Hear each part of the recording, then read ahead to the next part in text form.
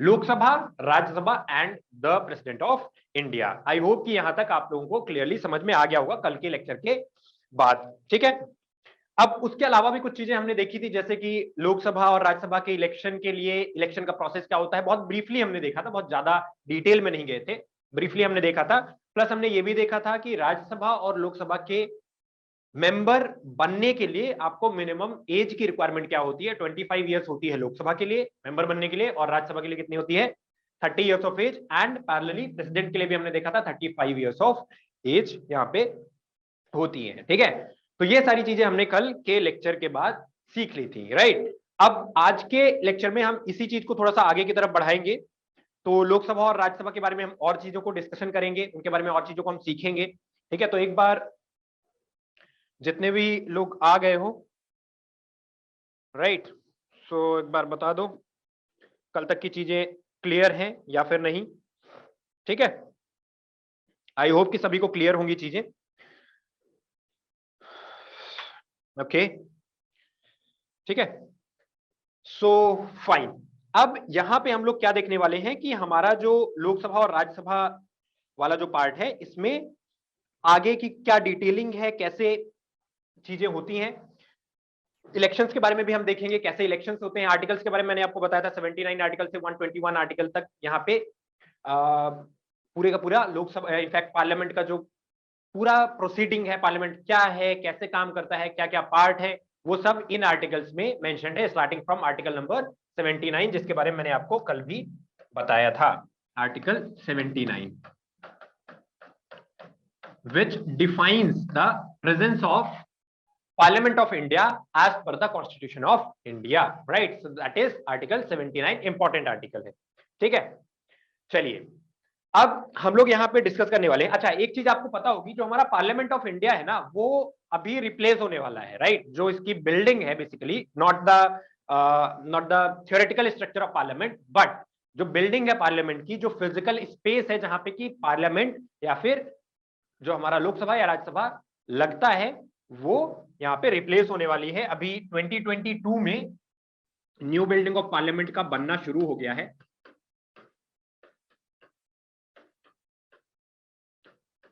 New building of parliament, ये जो current government है, इन्होंने ओल्डर बिल्डिंग को अब रिप्लेस करने का फैसला लिया है। तो इसमें नई बिल्डिंग जो है वो 2020 से काम इसमें स्टार्ट हो चुका है, राइट। और आने वाले कुछ सालों में ये कंप्लीटली बनकर के तैयार हो जाएगा। आपने कहीं पे स्ट्रक्चर भी देखा होगा, थोड़ा सा अलग है स्ट्रक्चर, जैसे कि पुराना स्ट्रक्चर अभी हमारा जो है ये ब्रिटिशर्स के टाइम से चला आ रहा है, जो सर्कुलर इन मैनर है, ठीक है। तो कुछ उसी टाइप से, उससे थोड़ा अलग इनफैक्ट स्ट्रक्चर एक नया बन रहा है, जिससे कि सारा का सारा जो हमारा पार्लियामेंट का प्रोसीडिंग्स है या जो काम काज है वो वहां पे शिफ्ट हो जाएगा। बट वो जब बनेगा तब बनेगा, अभी तो हमारा जो पुराना पार्लियामेंट है उसी में हम अपना काम चला रहे हैं, ठीक है। चलिए, तो आई होप यहां तक चीजें क्लियर हैं। अब बात करते हैं हम लोग यहाँ पे कि पार्लियामेंट में, अच्छा, आपने कई बार नोटिस किया होगा इस देश के अंदर या हमारे टीवियों में, जो हमारे टेलीविजन सेट्स होते हैं, बहुत सारे चैनल्स होते हैं, ठीक है। देयर आर मल्टीपल चैनल्स, मतलब hundreds of channels are there, जो कि हम देखते भी हैं, नहीं भी देखते हैं, बट हाँ, क्योंकि आप कोई भी डिश ऑपरेटर को अपने घर में लगाओ तो वो आपको बहुत सारे चैनल्स का ऑप्शन देता है, राइट। चाहे वो टाटा स्काई हो, चाहे वो एयरटेल डिजिटल टीवी हो या फिर डिश टीवी हो, वॉटेवर, राइट।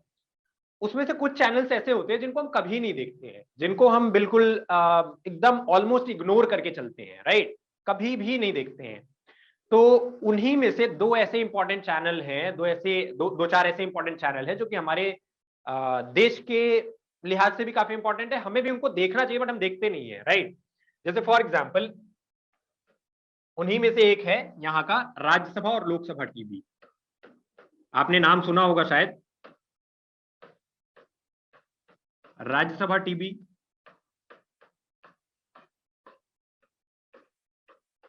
लोकसभा टीवी, इसके अलावा डीडी न्यूज है। तो ये सारे जो चैनल्स है ना, ये हमारे लोकसभा राज्यसभा में क्या हो रहा है, या फिर बेसिकली हम ये बोले कि पार्लियामेंट के अंदर क्या हो रहा है, उनकी प्रोसीडिंग्स को यहाँ पे दिखाया जाता है, राइट। उनकी प्रोसीडिंग्स को यहाँ पे दिखाया जाता है आरएस टीवी या एलएस टीवी में, राइट। तो इस पे आप लोगों ने कई बार नोटिस किया होगा कि जब वहां पे सुनवाई नहीं बोलेंगे उसको, जब आप कह सकते हैं कि कार्यवाही हो रही होती है संसद के अंदर, तब भी इनमें दिखाया जाता है कि कैसे एक एक साइड में पक्ष बैठा होता है, या फिर जो हमारा कह सकते हैं आपकी रूलिंग पार्टी है वो बैठी हुई होती है, फिर एक साइड में कौन बैठा होता है, उसका अपोजिशन बैठा होता है। जैसे सपोज करते हैं कि कुछ इस तरीके से अगर स्ट्रक्चर हुआ लाइक दिस, अगर ऐसा कुछ स्ट्रक्चर हुआ, ठीक है, एक जो हमारा सेंट्रल हॉल है पार्लियामेंट के उसके अंदर की अगर हम बात करें, तो the structure is like this. तो सेंटर में यहाँ पे आपको एक इंसान दिखता है जिसको कि हम बोलते हैं speaker, right. So he is the speaker of the house, ठीक है। अभी लेट से कि हम लोकसभा की बात करते हैं तो वहां पे सेंटर में स्पीकर होता है, राइट। फिर एक साइड में आपका रूलिंग पार्टी होती है, सर्कुलर इन मैनर वो बैठे हुए रहते हैं, और एक साइड में आपकी ऑपोजिशन होती है, राइट। ये आप देखेंगे वहां पे, जब आप देखें फिर बीच में यहाँ पे कुछ और लोग होते हैं, कुछ ऑफिशियल्स होते हैं, जो कि जो भी चीजें हो रही होती है, जो बहस हो रही होती है, उस बहस में क्या बोला जा रहा है, कौन क्या बोल रहा है, उसको टाइपराइटर अलग होता है जो उसको टाइप करेगा, और अलग अलग लोग होते हैं जो उनके मतलब को निकालते हैं। और हम थ्योरेटिकल रिकॉर्ड के लिए या फिर सरकारी रिकॉर्ड के लिए जो बहस चल रही होती है उससे क्या निकाल सकते क्या नहीं निकाल सकते, यहाँ पे जो राज्यसभा और लोकसभा टीवीज भी होती हैं, और प्लस अंदर कैमरास भी होते हैं, अंदर रिकॉर्डर्स भी होते हैं। तो सारी प्रोसीडिंग्स रिकॉर्डेड फॉर्म में अवेलेबल होती हैं। उनमें से कई बार आपने सुना होगा कि कुछ चीजें जो कि रेलिवेंट नहीं होती उनको हटा दिया जाता है, उनको स्पीकर बोल देते हैं कि ये वाला पार्ट जो है इसको हटा दीजिएगा, ये हमारे रिकॉर्ड में रखने के लायक नहीं है। मैक्सिमम चीजें यहाँ पे रिकॉर्ड में रहती हैं, तो कुछ इस तरीके से यहाँ पे फंक्शनिंग होती है।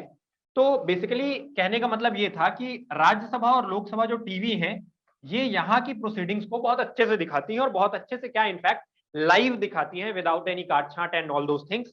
तो आप कभी भी देखेंगे, जैसे कल अगर आप देखिएगा या आज भी क्लास के बाद अगर आपके घरों में टीवी है, जो कि होगा ही 100%, तो राज्यसभा और लोकसभा टीवीज का ये जो चैनल्स हैं, ये mostly free of cost channels होते हैं, इनमें देखिएगा आपको बहुत सारी चीजें समझ में आएंगी।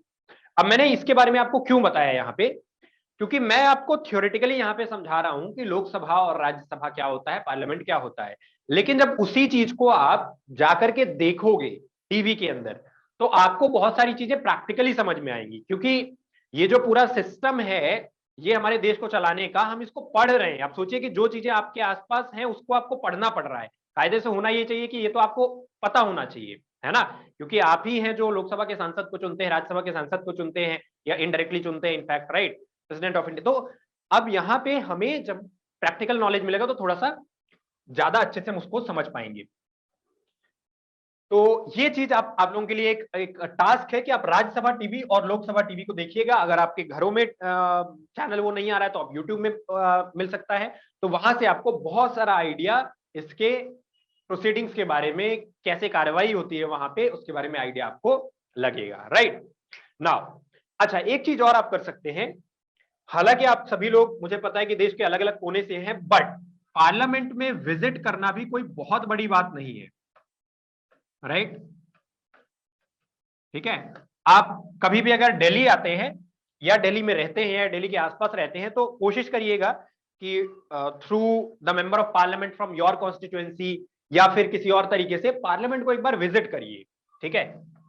मैंने भी जब तक पार्लियामेंट को विजिट नहीं किया था, और अब तो मैंने कई बार विजिट किया पार्लियामेंट को एज एज एन ऑडियंस, तो तब तक बहुत सारी चीजें क्लियर नहीं थी, बहुत सारी चीजों के बारे में एक मिथ था, ये कैसे होता होगा, कौन कहाँ पे बैठता होगा, प्राइम मिनिस्टर कहाँ पे बैठते हैं, या फिर ऑपोजिशन पार्टी कहाँ पे बैठती है, जब वो उस पे क्या बोलते हैं, जो डेस्क होता है उस पे जब मारते हैं तो कैसी आवाज, मतलब बहुत सारी आपके आपके दिमाग में चीजें चल रही हो, अरे यार इतने सारे लोग हैं, यही वो लोग हैं जो आपके देश की सरकार को चला रहे हैं। तो जब उनको आप करीब से जाकर के देखते हो तो एक अलग ही फीलिंग आती है, और आपको कुछ चीजें समझने को मिलती है ना। तो ये अगर कभी भी आपको मौका मिलता है पार्लियामेंट में विजिट करने का, तो बहुत आसान प्रोसेस है, कोई बहुत टेढ़ी खीर नहीं है, बहुत आसानी से एक सिटीजन ऑफ इंडिया, एक normal man of India, common man of India जा सकता है। आप भी कोशिश करिएगा, प्रयास करिएगा पार्लियामेंट के अंदर एक बार विजिट करने की, आपको ये सारी चीजें समझ में आएंगी, ठीक है। तो क्लियर है, क्लियर है, आइडिया लग रहा है कुछ,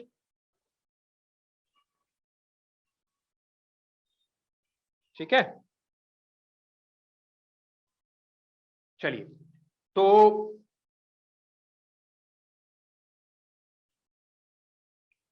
यस सर प्रीतम,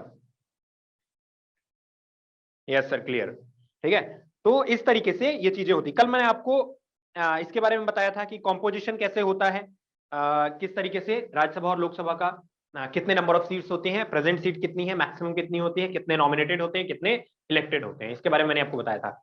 अब अगर हम बात करें इलेक्शन की, अगर हम बात करते हैं इलेक्शन प्रोसेस की, तो इलेक्शन प्रोसेस कैसे टेक प्लेस करता है। जैसे अगर हम लोकसभा की बात करें, लोकसभा के जो मेंबर्स होते हैं वो कैसे इलेक्ट होते हैं, राइट। सो यहां पे अगर हम लोकसभा के मेंबर्स के इलेक्शन की बात करें, हाउ डू और how are the Lok Sabha members elected, right. So इसके लिए चुनाव होते हैं कितने साल में, हर 5 साल में। Elections are held every 5 years।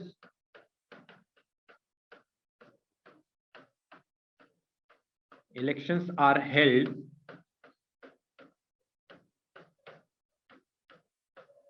Every 5 years, right.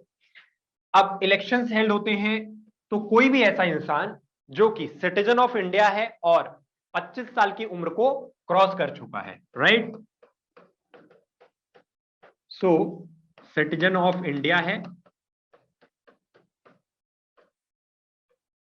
और 25 साल की उम्र को क्रॉस कर चुका है, राइट। तो वो अपनी रिस्पेक्टिव कॉन्स्टिट्यूएंसी से इलेक्शन में फाइट कर सकता है, ठीक है।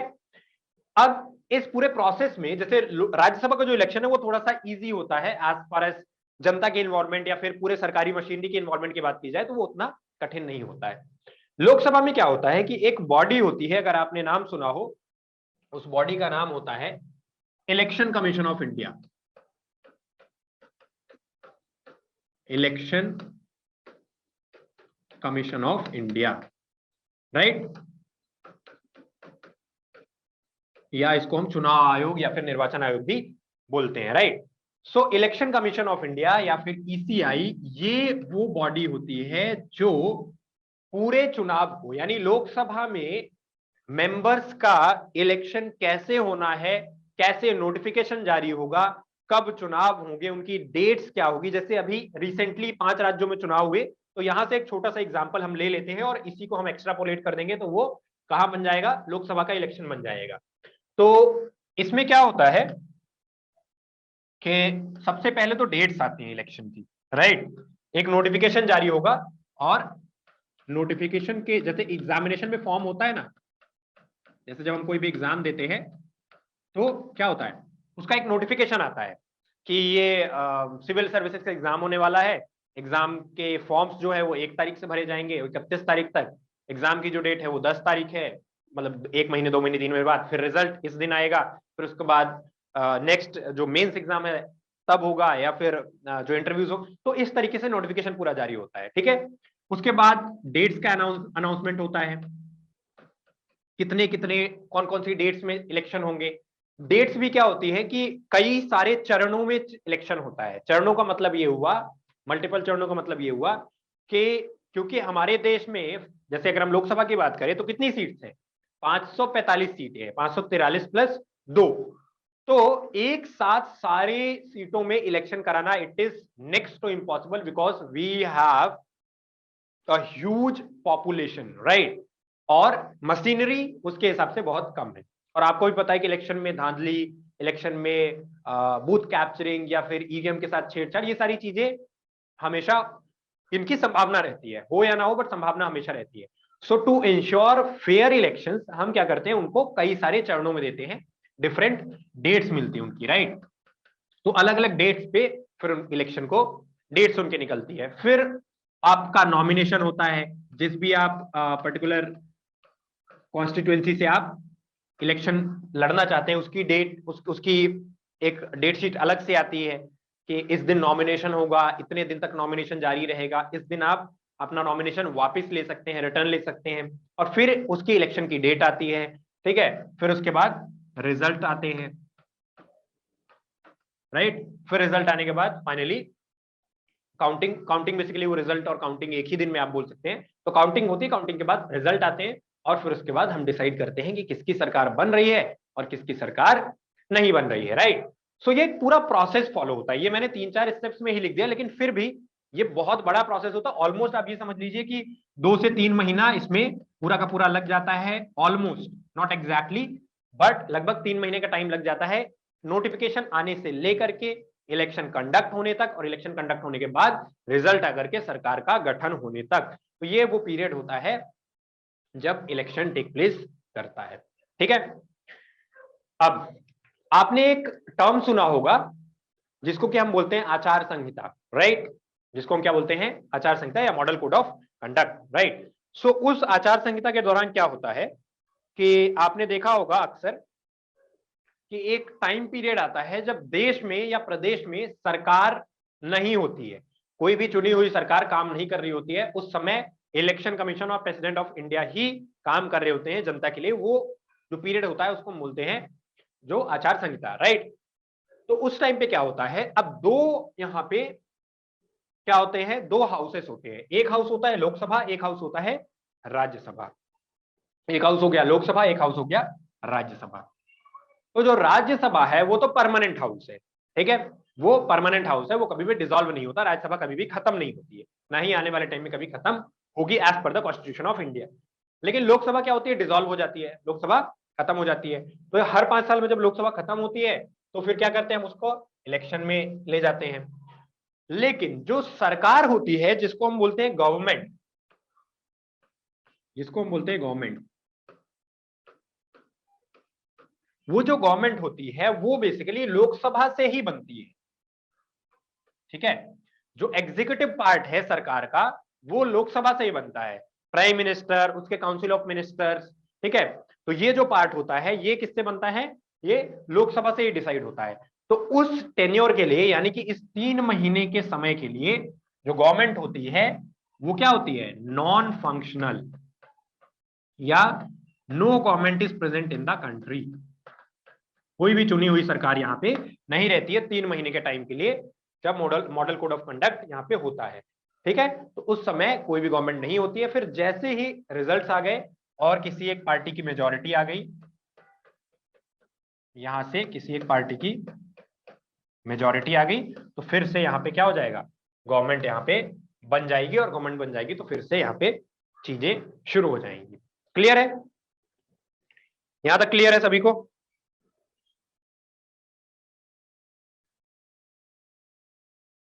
क्लियर?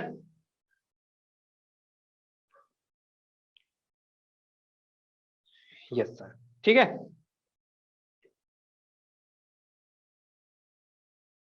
चलो,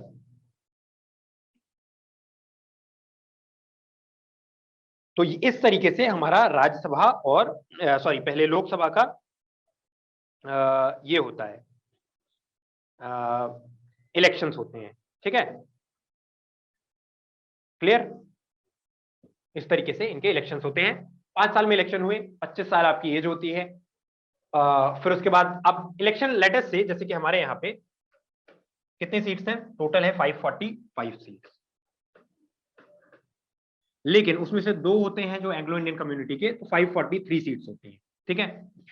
अब 543 सीट्स का मतलब ये हुआ, मैंने आपको बताया था कि हाफवे मार्क क्या होता है, +1 डिवाइडेड बाई 2, यानी कि ये 272 आएगा, ठीक है। 272 से ज्यादा अगर सीटें किसी एक पार्टी की आ जाती हैं या कोलिशन ऑफ पार्टीज की आ जाती हैं तो वो सरकार बना लेती है। तो लास्ट के दोनों टाइम से भारतीय जनता पार्टी 272 सीटों से ज्यादा हर बार ला रही है और वो अपनी सरकार बना रही है, ठीक है। तो इसमें भी हम एक अब इसमें 2 टाइप की गवर्नमेंट्स बनती हैं। जब लोकसभा में इलेक्शंस होते हैं, इलेक्शंस के बाद अलग अलग सिचुएशंस क्रिएट हो सकती हैं। ध्यान से देखिएगा यहाँ पे क्या क्या सिचुएशंस क्रिएट हो सकती हैं, यहाँ पे क्या क्या सिचुएशंस क्रिएट हो सकती हैं। लेट्स से कि 543 सीट्स हैं, ठीक है। अब प्राइमरली इंडिया के अंदर 3 या 4 आप कह सकते हैं कि डिफरेंट कंटेंडर्स होते हैं, राइट। एक कंटेंडर होता है, इसको हम बोलते हैं एनडीए। ये क्या है, बीजेपी प्लस एलाइज, ठीक है। तो जो भारतीय जनता पार्टी प्लस उसकी साथ की और पार्टियां होती हैं तो उनको हम बोलते हैं एनडीए। एनडीए का फुल फॉर्म होता है नेशनल डेमोक्रेटिक अलायंस। इसका फुल फॉर्म होता है national democratic alliance, democratic alliance, ठीक है। फिर एक और कंटेंडर यहां पे होता है, वो होता है यूपीए, राइट। यूपीए का मतलब है यूनाइटेड प्रोग्रेसिव अलायंस,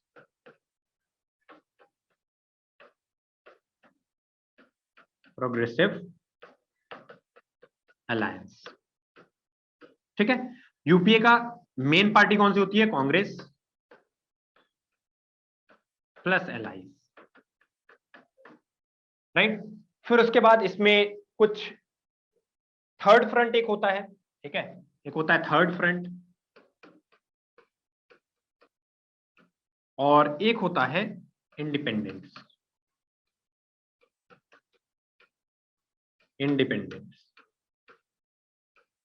राइट। तो चार मेजर कंटेंडर्स होते हैं, ठीक है। इन 573 सीट्स में चार मेजर कंटेंडर्स होते हैं, यूपीए, एनडीए, थर्ड फ्रंट और इंडिपेंडेंस। ये चेंज हो सकता है, ये कोई ऐसा संवैधानिक रूप से हमारे संविधान में या फिर कॉन्स्टिट्यूशन में ऐसा नहीं लिखा है कि यही चार होंगे लेकिन आमतौर पे ऐसा ही देखा जाता है, ठीक है। अब इसके बाद जैसे कि ये हो गया अपना NDA, UPA, third front, independence. अब फिर काउंट होता है कि जब जैसे इलेक्शन हुआ तो 272 यहाँ पे क्या होगा, क्या बीजेपी प्लस एलाइज या फिर कांग्रेस प्लस एलाइज या फिर ये थर्ड फ्रंट या फिर इंडिपेंडेंस, ये उनमें से मेजॉरिटी मार्क को कौन क्रॉस कर रहा है। तो जैसे लास्ट के दोनों बार से क्या हो रहा है, बीजेपी प्लस एलाइज यानी कि एनडीए जो है नेशनल डेमोक्रेटिक अलायंस, इसकी सीटें 272 को क्रॉस कर जा रही है पिछले दो बार से, राइट। तो इनकी अपनी सरकार बन गई, ठीक है। तो वो पार्टी जिसकी 272 से ज्यादा सीटें आ गई या फिर इसी मार्क को हम बोलते हैं, ये जो 272 का मार्क है इसको हम बोलते हैं मेजॉरिटी, इसको हम बोलते हैं मेजॉरिटी मार्क, ठीक है। या इसको हम हिंदी में बोलते हैं बहुमत का आंकड़ा, ठीक है। तो इससे ज्यादा जिसने पा लिया वो क्या हो जाएगा, ग्रुप ऑफ पार्टीज या फिर अकेली पार्टी, दोनों में से कुछ भी चलेगा। तो उसको हम क्या बोल देते हैं, वो हम बोल देते हैं पार्टी इन पावर, या फिर ये बोल सकते हैं कि उसको हम विनिंग पार्टी बोलेंगे या विनिंग अलायंस बोलेंगे, ठीक है। फिर उसके बाद जिसके पास पावर रहेगी, उसके बाद जो अपोजिट, इसके अलावा जो भी बचे वो सब किस में काउंट होंगे, ऑपोजिशन में। Everyone other than the this winning alliance, इसके अलावा जितने भी लोग हैं वो सब किस में जाएंगे, वो सब जाएंगे ऑपोजिशन में, ठीक है, ऑपोजिशन। तो लेट्स से कि 272 लोकसभा का इलेक्शन हुआ, 543 में से 272 सीटें या 300 सीटें मान लेते हैं, 300 सीटें मेजॉरिटी मार्क जो विनिंग अलायंस है इसके पास आ गई, 300 सीटें बची कितनी, 243। तो अब ऑपोजिशन के साथ मिला के कितनी रहेंगी, 243 सीट्स रहेंगी। अब इसमें से वो ऑपोजिशन जिसकी सीट्स मैक्सिमम होंगी, जिसकी सीट्स मैक्सिमम होंगी, तो उसको आप ये कह सकते हैं कि वो मेन पार्टी होगी ऑपोजिशन की या विपक्ष की मेन पार्टी होगी जिसकी सबसे ज्यादा सीट्स होंगी। अदरवाइज विपक्ष तो पूरा का पूरा ही होगा। तो जो जो अलायंस जिनके पास पावर है वो अलग होते हैं, उनको हम बोलते हैं रूलिंग पार्टी, विनिंग अलायंस या फिर रूलिंग पार्टी, इसी को हम बोलते हैं रूलिंग पार्टी। और जो इधर दूसरी तरफ आया वो क्या है, ऑपोजिशन पार्टी। ऑपोजिशन का मतलब क्या हुआ, विपक्ष, ठीक है। यहां पे क्या हो गया, विपक्ष। तो इस तरीके से दो पार्ट में ये डिवाइड हो जाते हैं। ये कौन है, ये वही लोग हैं जो जिनको के चुन करके आपने भेजा है, मेंबर्स ऑफ लोकसभा, राइट। आपने तो चुन के मेंबर्स ऑफ लोकसभा को भेजा है या मेंबर्स ऑफ पार्लियामेंट भेजा है, मेंबर्स ऑफ पार्लियामेंट, राइट। तो यही मेंबर्स ऑफ पार्लियामेंट, इसमें से कुछ मेंबर्स ऑफ पार्लियामेंट इधर आ जाएंगे रूलिंग पार्टी में और कुछ मेंबर्स ऑफ पार्लियामेंट ऑपोजिशन में आ जाएंगे और वहां से आपके लिए काम करेंगे। दोनों ही आपके लिए काम करते हैं, चाहे वो रूलिंग पार्टी के हो चाहे वो ऑपोजिशन पार्टी के हों। कैसे काम करते हैं? आप तो बोलेंगे सर कि जो सरकार है वो तो रूलिंग पार्टी ने बना ली, तो ऑपोजिशन वाले हमारे लिए कैसे काम करते हैं? कैसे काम करते हैं बताओ? ऑपोजिशन वाले कैसे काम करेंगे? Good evening Calista. Sir who is allies? Allies का मतलब होता है गठबंधन में जो पार्टियां साथ में होती हैं उन सबको मिला करके हम बोलते हैं एलाइज। ठीक है, जो भी पार्टियां गठबंधन में होती हैं, जैसे क्या होता है कि सपोज करते हैं इलेक्शन होने वाला है, अब मुझे लग गया कि मेरी पार्टी अकेले सरकार नहीं बना सकती। अकेले सरकार बनाने के लिए क्या चाहिए? ये वाला नंबर चाहिए, 272 से ज्यादा सीटें चाहिए। तो अगर मुझे लग गया कि अकेले में नहीं बना सकता तो मैं अपने साथ कुछ पार्टीज को और ले लूंगा। हो सकता है चुनाव से पहले ले लूं, हो सकता है चुनाव के बाद ले लूं। तो दोनों ही केसेस में जब हम दो या दो से ज्यादा पार्टीज एक साथ जुड़ जाती हैं उसको हम बोलते हैं गठबंधन या फिर अलायंस। और जो जो पार्टियां होती हैं उनको बोलते हैं एलाइज। ठीक है, क्लियर?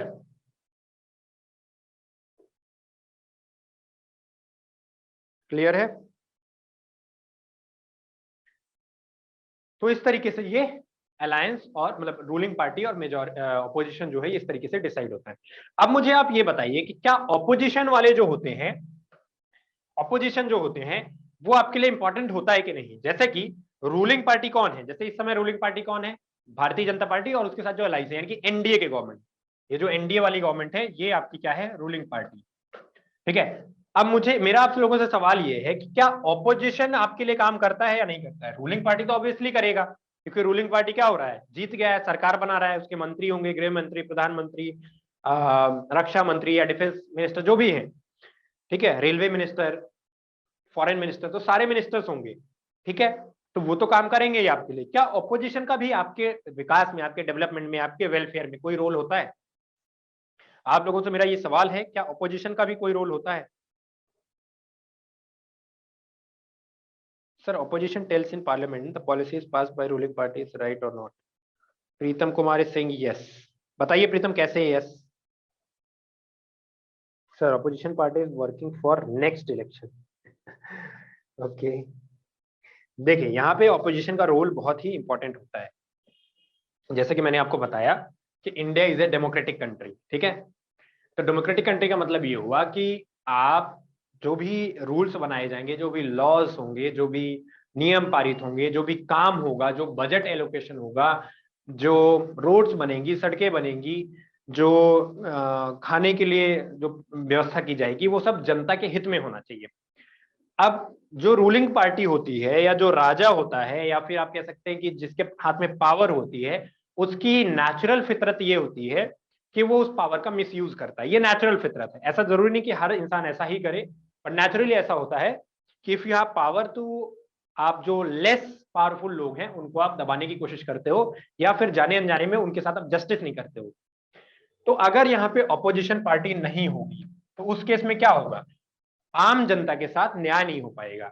ये भी मेंबर ऑफ पार्लियामेंट है, ये भी मेंबर ऑफ पार्लियामेंट है, इनके पास डिसीजन मेकिंग पावर ज्यादा होती है, इनके पास कम होती है, लेकिन ये ऑपोजिशन इसको फोर्स करके काम करवा सकता है। जैसे फॉर एग्जांपल सरकार के पास एक पावर है, सपोज करते हैं कि एक यहाँ पे इस इलाके में एक बस्ती है, बहुत सारे घर हैं, यहाँ पे बहुत सारे घर हैं, बहुत सारे घर हैं। ठीक है, इस तरीके से मान लेते हैं घर बने हुए हैं। अब सरकार ने बोला कि मुझे यहां से एक रोड पास करनी है, ऐसे ऐसे रोड पास करनी है। ठीक है, तो सरकार के पास क्या अधिकार है कि सरकार वहां से रोड पास कर सकती है। ठीक है, अब सरकार इन लोगों से क्या बोलोगी? भाई तुम्हारा घर यहाँ बीच में आ रहा है, इस घर को गिराओ, इसका भी आ रहा है इसको भी गिराओ, इसका भी आ रहा है इसको भी गिराओ, और इनको मुआवजा देके साइड में हटा दो। ठीक है, तो फोर्सफुली सरकार के पास बहुत सारे ऐसे नियम कानून होते हैं जहां से ये सरकार पास करके इनका घर गिरा के इनको मुआवजा देके साइड में हटा के कर सकती है। लेकिन क्या ये लेजिटिमेट है? नहीं है, क्योंकि हो सकता है ये जिन लोगों का घर है, हो सकता है इन्होंने 10-10, 20-20 साल की कमाई अपनी इस घर को बनाने में लगा दी हो सकता है वो यहां से जाने के इच्छुक ना हो। तो उस केस में सरकार को कौन मना करेगा कि यहां से रोड पास मत करो? सरकार के पास पावर तो है, लेकिन तब यहाँ पे रोल आता है ऑपोजिशन का। फिर यहाँ पे ऑपोजिशन बताती है कि ये जो काम आप करने जा रहे हो this is wrong, it should not be done. तब फिर यहाँ पे बहस होती है, कहाँ? पार्लियामेंट के अंदर। ठीक है, लोकसभा में या फिर राज्यसभा में, पार्लियामेंट के अंदर बहस होती है, फिर उस बहस में तर्क वितर्क होता है, फिर अपोजिशन बोलती है आप यहां से रोड क्यों ले जा रहे हो। तो अगर रूलिंग पार्टी सही है तो रूलिंग पार्टी उसका जस्टिफिकेशन देगी कि हम इसलिए रोड ले जा रहे हैं क्योंकि यहाँ से रोड ले जाना बहुत जरूरी है, डेवलपमेंट है, जो भी है, ब्ला ब्ला। तो फिर उसके ऊपर बहस होगी और फिर जो उचित डिसीजन होगा जनता के हित में वो यहाँ पे लिया जाएगा, right. So this is why opposition is very important. जैसे आपने देखा होगा पिछले 5-7 सालों में डीमोनेटाइजेशन हुआ, तो सही डिसीजन था या फिर गलत डिसीजन था, दैट्स अ डिफरेंट थिंग। लेकिन उस जैसे डिमोनेटाइजेशन हुआ तो उसके अगेंस्ट में लोग आ गए, तो एटलीस्ट उसकी वजह से अगर वो गलत डिसीजन था या फिर सही डिसीजन था और गलत तरीके से इंप्लीमेंट हो रहा था, तो उस इंप्लीमेंटेशन को हम कम गलत बना पाए, इसके लिए हमें हमारे ऑपोजिशन को मजबूत होना बहुत जरूरी था। और ऑपोजिशन था भी उस टाइम पे, काफी मुखर था, काफी सारा मतलब काफी सारी चीजों पे बोल रहा था कि नहीं ऐसा नहीं, ऐसा होना चाहिए, ये नहीं, ये होना चाहिए, ठीक है। इसी तरीके से जैसे अब इलेक्शंस होते हैं, ठीक है, तो इलेक्शन कमीशन ऑफ इंडिया जो है वो एक ऐसी बॉडी है जो इंडिपेंडेंट बॉडी है, ठीक है, इंडिपेंडेंट बॉडी है, यानी कि इलेक्शन कमीशन ऑफ इंडिया का सरकार से कोई लेना देना नहीं है, ऐसा माना जाता है। तो जब इलेक्शंस होंगे तो फेयर इलेक्शंस कंडक्ट कराने में इलेक्शन कमीशन ऑफ इंडिया का पूरा रोल रहता है। अब ऑपोजिशन पार्टीज ये कहती हैं कि नॉर्मली ये होता है कि रूलिंग पार्टी का कुछ ना कुछ इन्फ्लुएंस होता है इलेक्शन कमीशन ऑफ इंडिया पे, कब इलेक्शंस होंगे, किस राज्य में कब होंगे, कैसे होंगे, कितने चरण में होंगे। तो अगर यहाँ पे ऑपोजिशन ना रहे तो सरकार अगर इलेक्शन कमीशन से कुछ अपने फेवर में काम कराती है तो फिर तो डेमोक्रेसी गई काम से, क्योंकि सरकार का चुना जाना ये जनता का काम है, चुनना जनता का काम है। लेकिन अगर उसमें इलेक्शन कमीशन ने धांधलेबाजी कर दी तो फिर तो जनता के वोट की कोई वैल्यू नहीं रह जाएगी। तो उस केस में ऑपोजिशन का बहुत इंपॉर्टेंट रोल है कि ताकि एक निष्पक्ष सरकार चुनी जाए, जो कि हमारे डेमोक्रेसी का एक बहुत बड़ा, बहुत अहम डिसीजन होता है। बहुत अच्छा आप कह सकते हैं उसको कि एक सिस्टम है हमारे यहाँ पे कि हम डेमोक्रेटिकली अपने अपने गवर्नमेंट्स को इलेक्ट करते हैं, तो इसलिए यहाँ पे ऑपोजिशन का रोल काफी इंपॉर्टेंट है। क्लियर है? ओके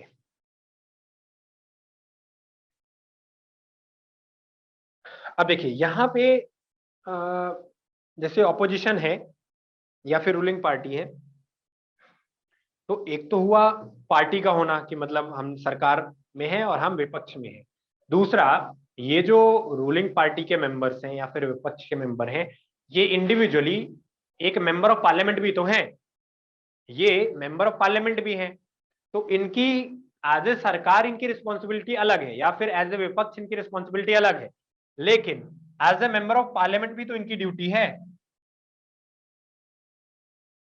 इन सभी 543 पार्लियामेंट के मेंबर्स की ये कलेक्टिव ड्यूटी होती है कि अपने टेरिटरी या अपने रीजन या अपने कॉन्स्टिट्यूएंसी के लोगों का वेलफेयर करें, भला करें, चाहे आप सरकार में हो या फिर नहीं हो, उससे कोई फर्क नहीं पड़ता है। तो as a member of parliament आपकी ये जिम्मेदारी बनती है कि आपके कॉन्स्टिट्यूएंसी में विकास हो, रोड्स अच्छे से बने, स्कूल्स, कॉलेजेस, यूनिवर्सिटीज का अच्छे से विकास हो, रेलवेज का अच्छे से विकास हो, ठीक है, इंडस्ट्रीज हो, रोजगार मिले लोगों को, लोगों का इलाज अच्छे से हो, ढंग से हो, ठीक है। दिल्ली को या हम कह सकते हैं कि जो हमारी कैपिटल सिटी है उसको हर एक कोने से कनेक्ट करना वो किसका काम होता है? क्योंकि अगर आप ओवरऑल देखें, अगर आप ओवरऑल देखेंगे तो यहाँ पे बीच में दिल्ली है, ठीक है, यहाँ पे दिल्ली है।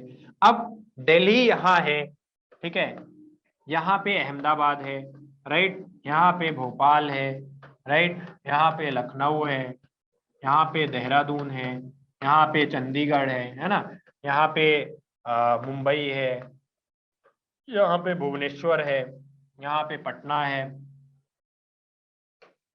यहाँ पे पटना है, यहाँ पे कैलकाटा है या कोलकाता। तो अब इन सभी जगह के लोगों को अगर मुंबई या उसके आसपास का कोई भी इंसान एक किसी भी कॉन्स्टिट्यूएंसी का, उसको अगर दिल्ली से कनेक्ट होना है तो वो डायरेक्टली कैसे कनेक्ट, इनडायरेक्टली मतलब डायरेक्टली कैसे कनेक्ट हो सकता है?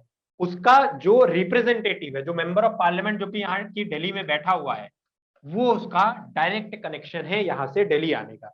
दिल्ली का मतलब ये हुआ कि आपकी जो चुनी हुई सरकार है उससे काम कराना, चाहे वो इलाज के लिए हो, चाहे वो कोई डेवलपमेंट वर्क के लिए हो, कोई पर्सनल काम के लिए हो, ठीक है।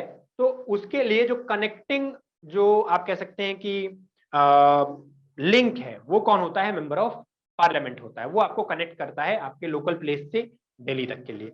हो सकता है कई बार वो काम आपके डायरेक्टली हो जाए, कई बार इनडायरेक्टली हो जाए, लेकिन कनेक्टिविटी आपकी वहीं से आती है। ठीक है, किसी का कोई सवाल, कोई डाउट, कोई पूछना चाहे, कोई भी टर्म ना समझ में आ रहा हो? देखो, चुप मत बैठना क्लास में, मतलब ऐसा ना हो कि किसी को समझ में नहीं आ रहा है और फिर भी आप क्लास में बैठे हुए हो, देख रहे हो। Don't do like that. कोई डाउट नहीं है, ठीक है, ठीक है। तो आज की क्लास में मैं यहीं तक पढ़ाऊंगा, आगे हम लोग कुछ और चीजों पे डिस्कशन करेंगे, बट नया मैं कुछ भी नहीं पढ़ाऊंगा। कल की क्लास में हम लोग क्या देखेंगे? कल की क्लास में हम लोग देखने वाले हैं, एक तो लोकसभा और राज्यसभा का जो इलेक्शन होता है ना, उसके बारे में हम डिटेल में देखेंगे, राइट। इनके इलेक्शंस को हम लोग डिटेल में देखेंगे, प्लस प्रेसिडेंट के इलेक्शन को हम लोग डिटेल में देखेंगे। प्रेसिडेंट, लोकसभा और राज्यसभा के जो इलेक्शंस होते हैं, लोकसभा मैंने आपको थोड़ा बहुत आइडिया दे दिया आज। इनके इलेक्शंस के बारे में देखेंगे कि कैसे कैसे इनको इलेक्ट किया जाता है, क्या प्रोसीजर होता है, क्या करना चाहिए, क्या नहीं करना चाहिए, क्या प्रोहिबिटेड होता है, ठीक है। किस तरीके से इनको हटाया जा सकता है, चाहे वो लोकसभा के मेंबर हो, राज्यसभा के मेंबर हो, या फिर for that matter president of India भी हो, उनको भी हम इम्पीच कर सकते हैं, ठीक है। एक चीज और आपको बता देता हूं, जैसे पार्लियामेंट में अलग अलग सेशंस होते हैं, आपने सुना होगा पार्लियामेंट के सेशंस होते हैं, right. There are different sessions of the parliament. तो सेशन का मतलब क्या हुआ? सत्र जिसको हम बोलते हैं, संसद का सत्र, ठीक है। There are primarily 3 sessions of the parliament. 3 sessions of the parliament. एक सेशन होता है बजट का सेशन,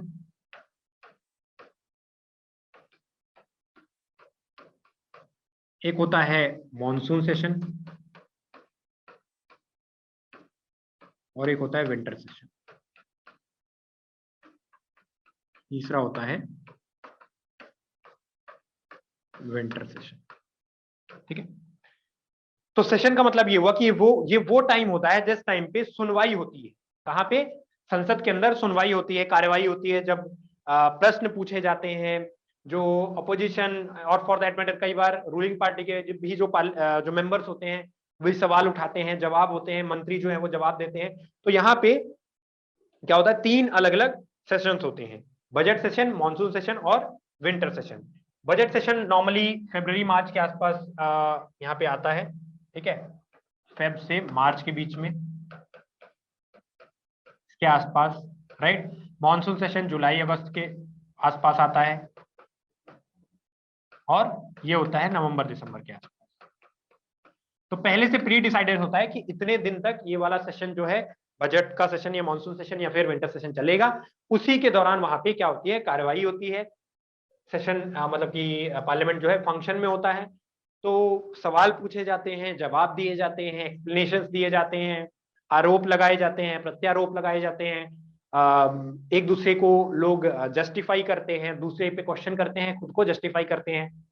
जो मंत्री होते हैं, फिर जो मिनिस्टर होते हैं, क्योंकि वो आंसरेबल होते हैं। जैसे मान लीजिए कि कहीं पे सड़कें खराब है, तो मैं as an independent member of parliament में उसके खिलाफ आवाज उठाऊंगा, या फिर उसके खिलाफ बोलूंगा कि यहाँ पे अच्छी सड़कें नहीं है। तो फिर रेस्पेक्टिव जो मिनिस्टर होंगे, यानी रोड ट्रांसपोर्ट जो मिनिस्टर होंगे, वो मेरे सवाल का जवाब देंगे कि नहीं नहीं, इसकी कंडीशन ये है, यहाँ पे ये किया जाएगा, ऐसा बजट में लाया जा रहा है, या फिर ये चीजें हम सुधार करेंगे। तो ये सारी चीजें इन सेशंस के माध्यम से, जो कि साल में 3 बार आते हैं, इन सेशंस में होती है। आपने देखा होगा टीवी में या फिर न्यूज चैनल्स में कई बार इन सेशंस के बारे में जिक्र होता है। जब भी सेशंस चल रहे होते हैं तो वहां पे दिखाया जाता है, ठीक है। तो इसलिए मैंने आपको बोला था कि लोकसभा और राज्यसभा जो टीवी है ना, इनको जरूर देखिए। इनसे आपको बहुत सारा आइडिया, आपको ज्यादा न्यूज नहीं सुनना है, जो बहस हो रही है उस पर पार्टिसिपेट नहीं भी करना है, तो एटलीस्ट देखिए, सिर्फ देखते रहिए, उससे भी आपको बहुत सारी जानकारी यहाँ पे सुनने को, जानने को, देखने को मिलेगी। क्लियर है? समझ में आई बात? तो 3 इंपॉर्टेंट सेशन होते हैं कि ये फरवरी मार्च के आसपास स्टार्ट होता है, अंटिल मई तक चलता है लगभग, ठीक है। ये लगभग सितंबर तक चलता है और ये नवंबर दिसंबर के आसपास खत्म हो जाता है। तो ये मतलब आप इसको ऐसे समझ सकते हैं कि लगभग 8 से 9 महीने के आसपास संसद में काम होता है, बाकी के 3 महीने वो मतलब कार्यवाही के लिए अवेलेबल नहीं होता है, ठीक है। तो इस तरीके से ये पूरा सिस्टम होता है हमारे पार्लियामेंट ऑफ इंडिया का, राइट। इसमें अभी हम बहुत सारी चीजें भी हमें हमें इस पे बात करेंगे, बहुत सारी चीजें हैं सीखने को, क्योंकि आगे की क्लासेस में कल हम लोग देखेंगे इलेक्शंस को डिटेल में देखेंगे, इलेक्शंस के जो टेक्निकल पॉइंट्स हैं उन पे जाएंगे, उन पे देखेंगे क्या क्या टेक्निकल पॉइंट्स है इलेक्शन के लिए, क्या क्या क्वालिफिकेशंस होती हैं, क्या क्या डिस्क्वालिफिकेशन के ग्राउंड्स होते हैं। तो इन सब चीजों को कल हम इलेक्शन के बारे में देखेंगे, तीनों ही चीजों के, लोकसभा, राज्यसभा और प्रेसिडेंट ऑफ इंडिया के। उसके बाद हम आगे देखेंगे कि डिटेल में पार्लियामेंट के अंदर जो सेशंस होते हैं उनकी क्या क्या टेक्निकल टर्म्स होते हैं, क्या होता है 0R, क्या होता है क्वेश्चन आर, क्या होता है कोरम, ठीक है। इन सब चीजों के बारे में हम लोग नेक्स्ट क्लास में, नेक्स्ट टू नेक्स्ट क्लास में इनफैक्ट देखेंगे, ठीक है। क्लियर? तो चलिए, तो आज की क्लास को यहीं पे एंड करते हैं। किसी को कोई डाउट हो तो आप पूछ सकते हैं, if any doubt then you may ask, and otherwise we will wind up the session. Sir MLA का full form, Mantasha is saying yes sir, Saima is saying clear sir. किसी को भी, कोई भी ऐसा जो क्लास में प्रेजेंट था और कोई चीज ना समझ में आई हो, एमएलए का फुल फॉर्म होता है बेटा मेंबर ऑफ लेजिस्लेटिव असेंबली। यहाँ पे मैं लिख दे रहा हूं,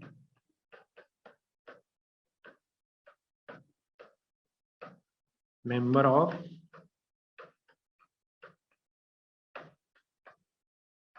लेजिस्लेटिव